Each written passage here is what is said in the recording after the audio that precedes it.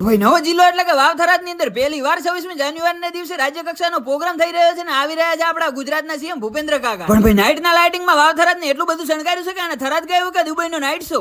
તો ભાઈ શિયાળાની ઠંડીમાં મોડી રાતે રતનભાઈ ની મર્સિડીઝ લઈને આપણે આનંદભાઈ ગોસ્વામી આરે નીકળી જાય થરાદ સામે. પણ ભાઈ રસ્તામાં હતા બે ભાઈઓ માહોલ એવો દમાયાનું કારણ લગ્નગાળો ચાલુ થતા જ વાંઢા વિફર્યા. અમારી સગાઈ કરાવો તો જ સગાવાલાને ત્યાં લગ્નમાં આવશું.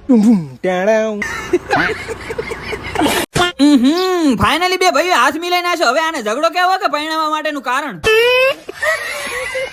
તો ભાઈ ફાઇનલી આપણી મર્સિડીઝ ની રાજાશાહી એન્ટ્રી થઈ ગઈ વાવ-થરાદ ની અંદર. પણ લાઇટિંગ એટલું બધું હતું કે આહા. તો ભાઈ વાવ-થરાદ ની અંદર નાઇટ વ્યૂ માં લાઇટિંગ જોઈને આપણું દિલ થઈ ગયું ખુશ. પણ તમે વાવ-થરાદ માં આવેલા છો તો કોમેન્ટ કરતા જાજો. ઠીક હે.